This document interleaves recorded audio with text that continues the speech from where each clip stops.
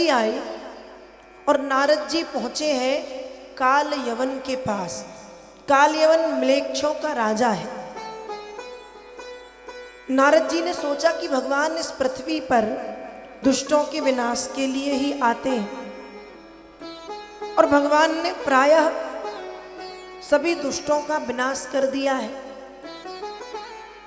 केवल काल यवन बचा है, और काल यवन का भी विनाश जरूरी है। तो नारद जी काल यवन के पास पहुंचे और काल यवन से जाकर के कहते हैं कि काल यवन, क्या तुम जानते हो कि इस संसार में सबसे ज्यादा बलशाली कौन है? काल यवन ने कहा, कौन है नारद जी? नारद जी ने कहा, तुम। ध्यान रखो, इस दुनिया में यदि मिठाई से ज्यादा, शक्कर से ज्यादा, गुड़ से ज्यादा, खीर से ज्यादा भी यदि कुछ मीठा है तो वो व्यक्ति की प्रशंसा। आपके घर पे कोई आए और उसको आपको चाय ना पिलाना हो, पानी ना देना हो, नाश्ता ना कराना हो, तो उसकी तारीफ कर दो। वो तारीफ में ही इतना भर जाएगा कि उसको चाय पानी की जरूरत नहीं पड़ेगी। आपने देखा होगा, किसी को यदि चने के झाड़ पे चढ़ाना है, कहावत है, तो क्या करना पड़ता है? उसकी तारीफ। तो नारद जी ने वही कर दिया कि भैया तुम तो बड़े बलवान। पर नारद जी कहते हैं, पर कालयवन अभी अभी एक वीर दिखने लगा है। कालयवन कहता, वो कौन है नारद जी? नारद जी कहते, भैया जानता तो मैं भी नहीं, पर सुना है उसका नाम कृष्ण है। उसका नाम कृष्ण है।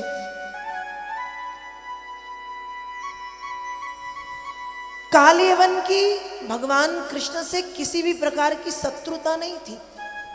दोनों ने एक दूसरे को शायद कभी देखा भी नहीं, लेकिन नारद जी ने आके आग में घी डाला कि कालयवन तुमसे, कृष्ण तुमसे ज्यादा बलवान है। तो कालयवन जो है वो भगवान से चिढ़ने लगा। नारद जी ने बता भी दिया कि कृष्ण कहाँ रहते हैं, दिखते कैसे हैं। तब कालयवन भगवान के ऊपर आक्रमण करता है।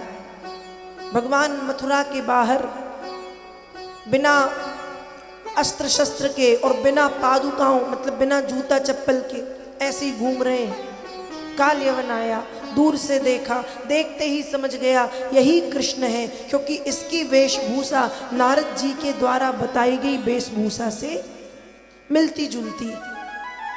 लेकिन ये तो बिना अस्त्र शस्त्र के घूम रहा है। कालयवन ने कहा, मैं भी इससे बिना अस्त्र शस्त्र के युद्ध करूंगा। और कालयवन ने अपने अस्त्र शस्त्र एक तरफ फेंके, भगवान कृष्ण की ओर दौड़ा। भगवान ने जब उसको आते हुए देखा तो भगवान ने भी दौड़ लगा दी।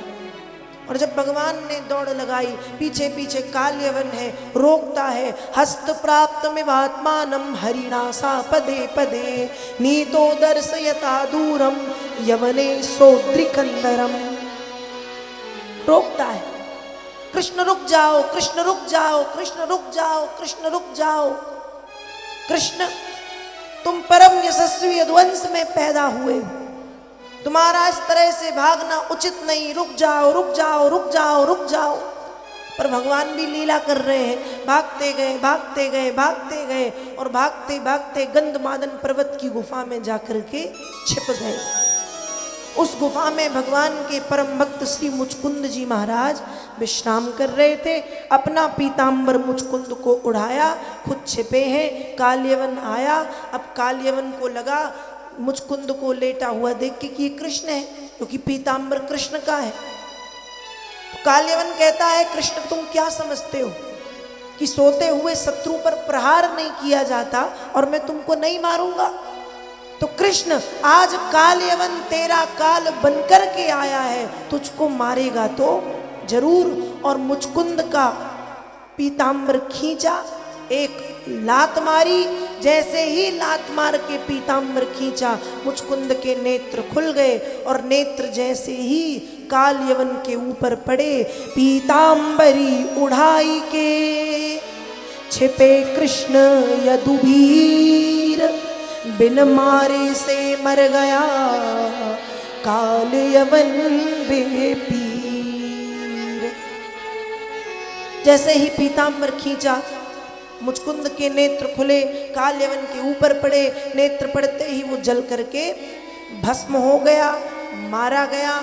उसका भगवान ने उद्धार किया, मुचकुंद को भी अपने सौम्य स्वरूप का दर्शन कराया। फिर मुचकुंद ने भी अपने धाम के लिए प्रस्थान किया। मुचकुंद कौन थे? जिस परम यशस्वी सूर्यवंश में राम जी ने जन्म लिया, उसी सूर्यवंश में महाराज मानधाता नाम के एक राजा थे। उन्हीं के बेटे हैं मुचकुंद, जो पृथ्वी के एक छत्र सम्राट हैं और इंद्र की सेना के सेनापति हैं। जब स्वर्गलोक में सेना नायक के रूप में भगवान कार्तिकेय का आगमन हुआ तो मुचकुंद वापस आने लगे। तब इंद्र कहते हैं कि आपने हमारी बहुत सहायता की है, आप बताएं आपको क्या चाहिए। मुक्ति के सिवा हम सब आपको दे सकते हैं, क्योंकि दुनिया में मुक्ति देने का अधिकार केवल भगवान विष्णु को है। विष्णु पुराण कहती है, एकानेक स्वरूपायो स्थूल सूक्ष्मात्मने नमः, अव्यक्त व्यक्त रूपायो विष्णवे मुक्ति हेतवे। मुक्ति का हेतु कौन? भगवान विष्णु, विष्णु पुराण के अनुसार। और एक बात और, हम बहुत भाग्यवान हैं कि हम नर्मदा तट पे निवास करते हैं। नर्मदा पुराण के अनुसार भगवती नर्मदा भी मुक्ति का हेतु है, मुक्ति को देने वाली है। आपने एक ऋषि का नाम सुना होगा, मार्कंडेय नाम के ऋषि हैं, जिन्होंने भगवती नर्मदा मैया की 108 बार परिक्रमा की।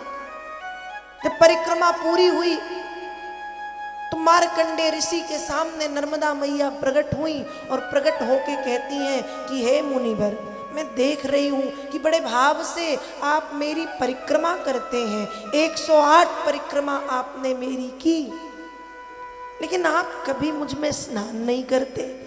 मज्जन्ति मुनयः सर्वे त्वमेका किं न मज्जसि, रेवे तद्दर्शनात् मुक्ति न जाने किम न मज्जसी। तो आपने परिक्रमा तो 108 बार की, पर आप कभी मुझ में स्नान नहीं करते, ऐसा क्यों? तब मार्कंडेय ऋषि उत्तर देते हैं कि हे माँ रेवा, रेवा का मतलब होता है शीघ्र प्रसन्न होने वाली माँ। हे मैया रेवा, मैं आपकी महिमा से भली भांति परिचित हूँ। भगवती, मैं जानता हूँ कि आपके दर्शन मात्र से व्यक्ति को मुक्ति मिल जाती है। जब दर्शन मात्र से मुक्ति है तो फिर स्नान मैं क्यों करूँ? मैं दर्शन लाभ ही लेना चाहता हूँ। तो कहने का मतलब ये है कि दो देवी देवता ऐसे बताए गए। विष्णु पुराण के अनुसार भगवान विष्णु विष्णवे मुक्ति हेतवे, नर्मदा पुराण के अनुसार मैया नर्मदा रेवे त्वद्दर्शनात् मुक्ति। इसलिए नर्मदा जी जब कभी जाएं और स्नान ना कर पाए तो बहुत ज्यादा खेद मत मनाओ कि अरे गए पर नहा नहीं पाए। नहाना जरूरी नहीं है, जरूरी है दर्शन। क्या जरूरी है? दर्शन। रेवे त्वद्दर्शनात् मुक्ति। भगवती रेवा का दर्शन मात्र व्यक्ति को मुक्ति प्रदान करता है। तो इंद्र ने कहा कि महाराज सब दे सकते हैं सिवाय मुक्ति के, क्योंकि विष्णवे मुक्ति हेतवे, मुक्ति का अधिकार केवल विष्णु को है। तब मुचकुंद ने कहा कि मुक्ति मुझे चाहिए भी नहीं, मैं तो युद्ध करते करते इतना थक गया हूं कि अब विश्राम करना चाहता हूं, आराम करना चाहता हूं। कहा अच्छा आराम करना है तो आप एक काम करें, गंधमादन पर्वत की गुफा में जाएं और जाकर के आराम कर लें। सोते समय आपको जो जगाएगा और यदि आपके नेत्र उसके ऊपर पड़ गए तो वह तुरंत जल करके राख का ढेर बन जाएगा। और मुचकुंद के नेत्र जब काल यवन के ऊपर पड़े तो बिन मारे से मर गया काल यवन बे पीर। काल यवन मारा गया। तो बात ये चल रही है कि भगवान के जीवन में एक के बाद एक, एक के बाद एक, एक के बाद एक परेशानियां आती गई। मामा को मारा तो मामा के ससुर पीछे पड़ गए, ससुर जी से पीछा छूटा तो काल यवन आ गया। ऐसे भगवान का जीवन चल रहा है।